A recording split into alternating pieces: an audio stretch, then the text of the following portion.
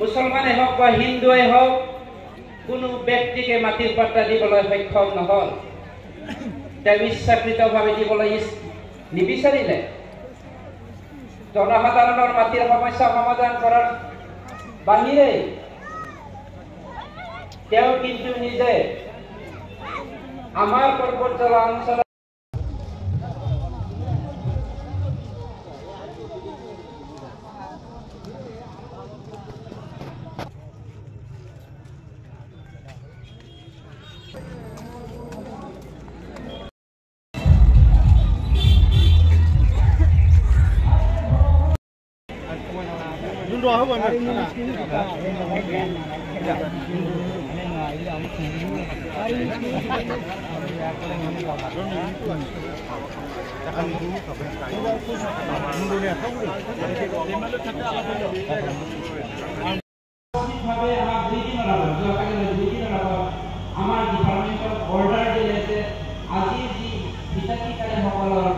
আলোচনা সেই আলোচনাৰ সময়তে মাটিৰ পাত্ৰটো দিয়া যাওক আছে বা চৰকাৰী মাটি আছে তেওঁলোকে তংজি বাহিৰা হিচাপে 2013 চনৰ পৰা মাটিৰ কাছনা দিবলৈ পোৱা নাই আৰু তেনেকেই আছে।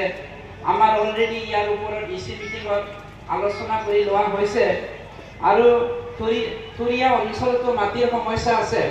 আপোনালোকক অপেনলি অনুৰোধ কৰিছো আপোনালোকে কালিৰ ভিতৰত বা আজিতো অফিচ বন্ধ অহাকালিয়ে দেওবাৰ সোমবাৰৰ পৰা যেন আপোনালোকে সাবমিশন কৰে আমাৰ চৰকাৰৰ হৈ পেলাই আপোনালোকক অনুৰোধ কৰিছো।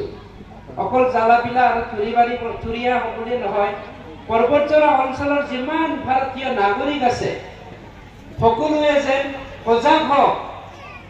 হাগ্ৰামাই এতিয়া কৈছে পৰ্বতজলা অঞ্চলৰ মাটিৰ পাত্তাটো এইবাৰ আমি চৰকাৰ আহিলে দিম। যোৱা 17 বছৰে কিয় ইচ্ছুক নহল সেই প্ৰশ্নটো সুধিব লাগিব। सिबिजाथाव रायजो राजा नोंथांमोन, जोंनि ओनसोलनि बिमा नोंथांमोन, बावहाय फैनानै इन्डास्ट्रि गायसनोब्ला बै गायसननायनि साखाथि फाखाथि थानाय मानसिफ्रा हां लानो हायालासेनो लावजोबलाङो नहराव। मा होनो बिदिखौ लावनायखौ खर' हां सथेना थैनायखौ बेफोरबायदि जानानै थैजोबो होननानै बिथाङा लेक्सार होफैदों आरो लेक्सार होनानै रायजो राजाफोरखौ थुलुंगानानै मानव गेदेरसि प्रमद बर' आरो गुबुन गुबुन मानसिनि सावगारिखौ मुसुखा बानायनानै बिथांमोना सावनो थोनदों।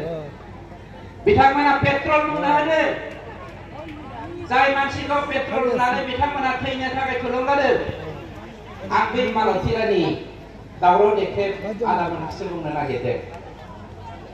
मालती रानिया जोंनिनो बिटिसिआव दाजानाय एनटीपीसी मोनसे इन्डास्ट्रि, जाय इन्डास्ट्रि एखे इन्डास्ट्रिखौ जों बहाय गायसननो नागिरदों, नाथाय एनटीपीसी सालाकाथिनिख्रुइ देरसिन। बेनि साखाथियाव थानानै जोंहा देरहासार भाई आरो देरहासार आरो मालती मोना हां गोलाव बोनानै बिनि खैलाखौ फाननानै जाखोमागासिनो दं। आदा दावराव देख्रेबा